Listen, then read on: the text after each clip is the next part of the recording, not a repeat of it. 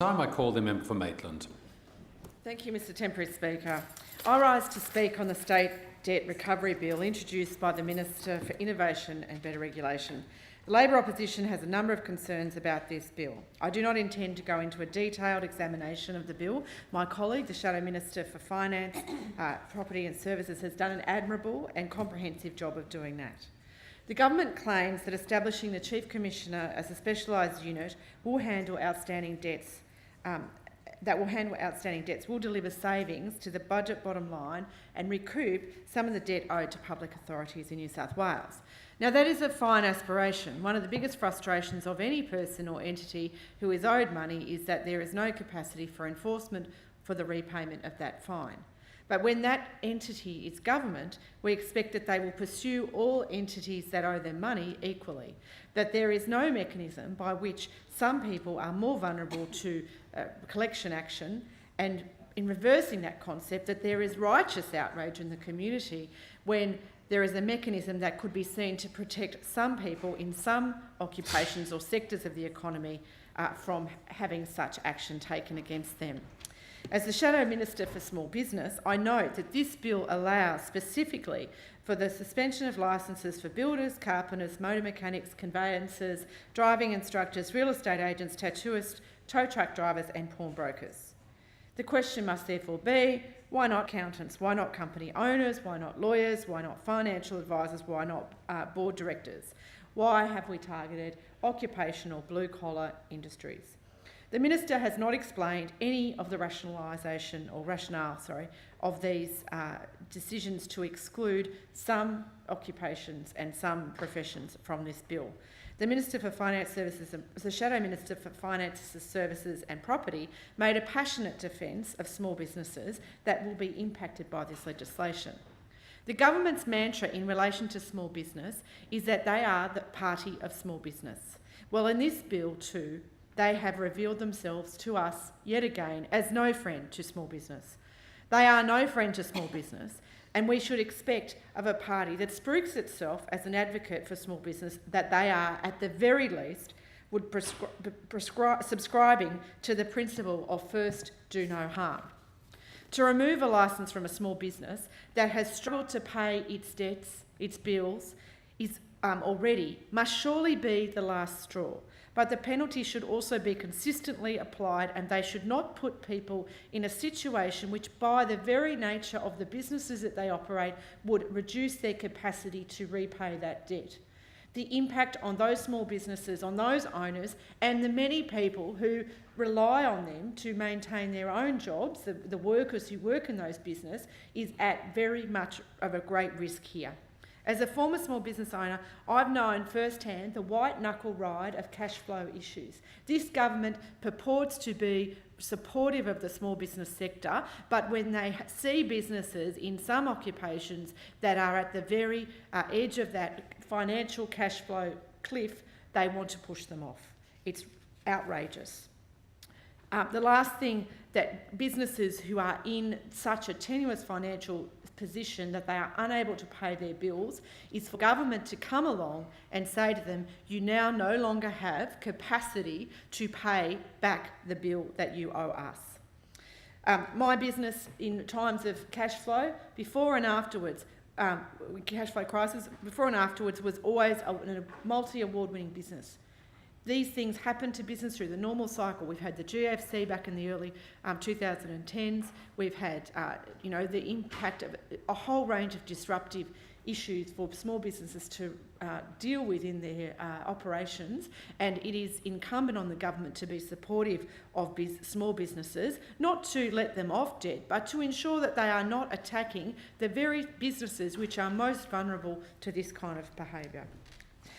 What is the government's rationale for doing this? And let's face it, small business does not need the sword of Damocles hanging over its head every time it gets into a bit of a tight corner with debt recovery action. They need to be given opportunities. And, if we're talking about the way that government interacts with small business, we know, I mean, we have many people on this side of the House and my side of the House would have people coming in from small businesses where an error from the Minister's own department has meant that they lose their accreditation for a particular reason, and yet, they have to wait weeks and months for that to come back. They lose their licence because of some paperwork error.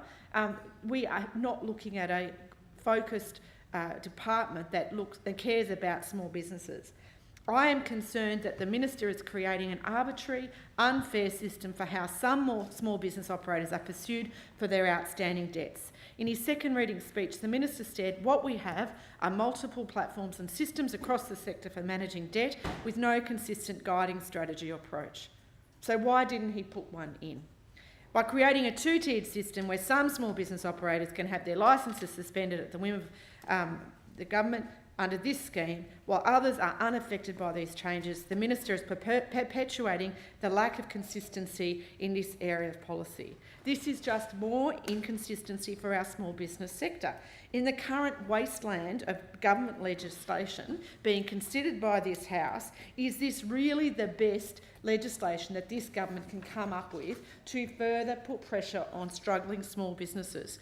But we have to remember, Mr Temporary Speaker, that this is from the Liberal and National Government which brought us the payroll tax rebate scheme, which advantaged the captains of industry in the CBD of this state in Sydney over the very huge numbers of small businesses in our regional areas. We've done the gippers on this, Mr Temporary Speaker.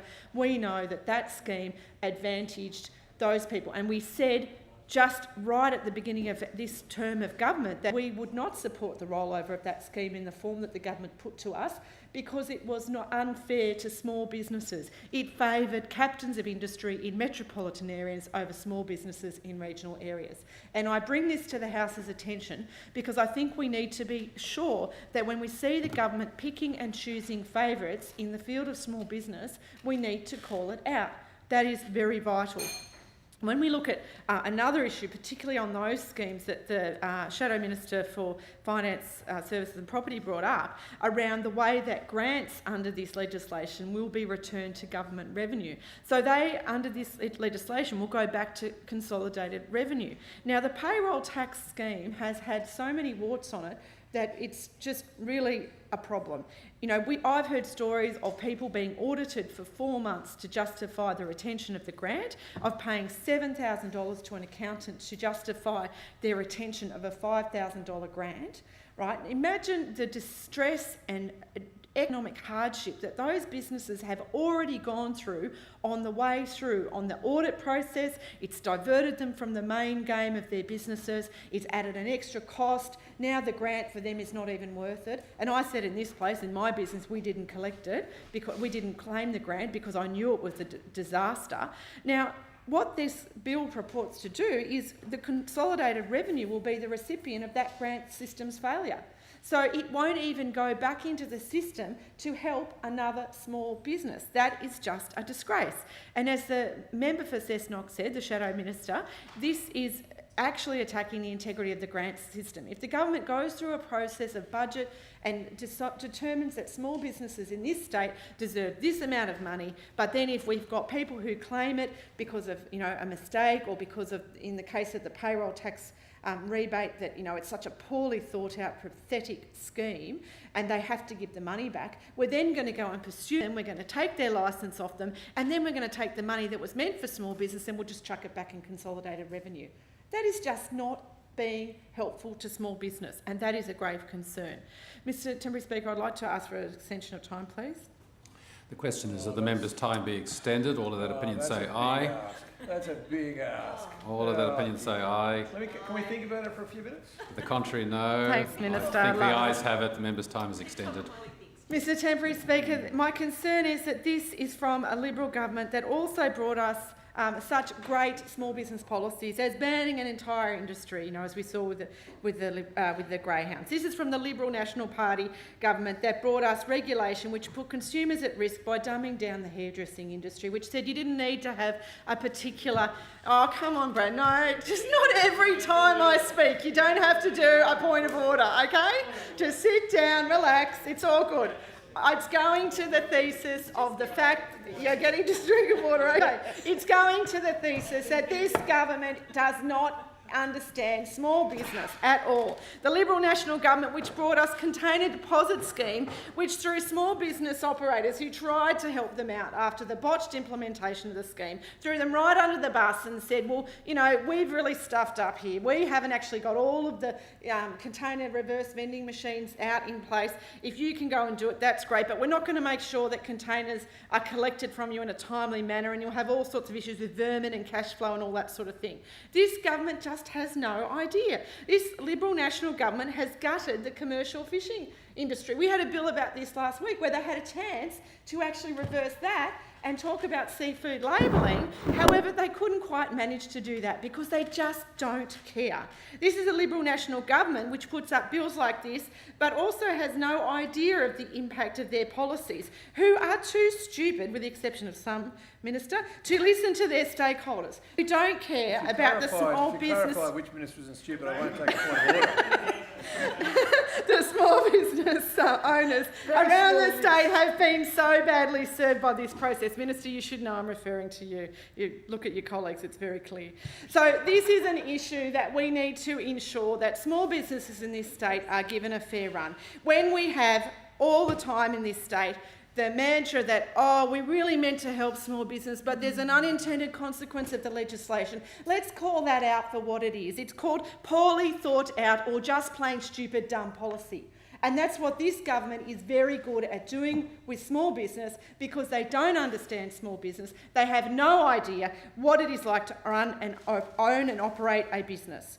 Now, one thing that I do want to also talk about, Mr. Speaker, because this bill is very large in its coverage, and I just wanted to add to the debate around the ambulances particularly. Now, when I ran my small business, I took a lot of elderly people, and one of those ladies who has passed on now was by the name of Edie Greswell. And Edie took 45 trips with my company all around Australia. She used to save her money and her pensions to do that. Now, the time that she fainted in the shopping centre and we called the ambulance, the first thing she said when she got up was not, "Thank you, Jenny, for calling the ambulance." It was not, "Thank you, Robert, for calling the ambulance." It was, "Oh my God, I can't afford the money for an ambulance."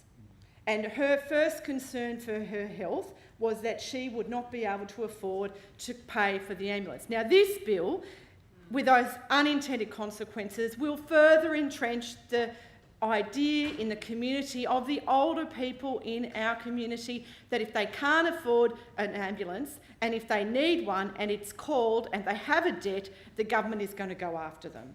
That is not what we need to happen. And I heard the member for Davidson talk about, you know, school kids don't pay ambulance fees. Well, I tell you what, their parents do. There are a lot of people in this state who are very concerned about it, and Edie was very concerned. Now, the minister's shaking his head, he's going to tell me something about ambulance policy and whatever, and it may be, I will have to say, thinking back to that particular thing, I think Edie fell over in Queensland where she wasn't covered or whatever the case was. But the reality is the perception of the community. When you hold the sword over their head, these people are going to feel the threat. And I think that the Minister and for Innovation, Better Regulation, Finances, etc. need to think about this. The government need to think about this and think about the impact of the policies they do, the perception of those policies on our community, and just have a good hard look at themselves, basically. They're failing small business. Just stop it. Try and help them. Thank you.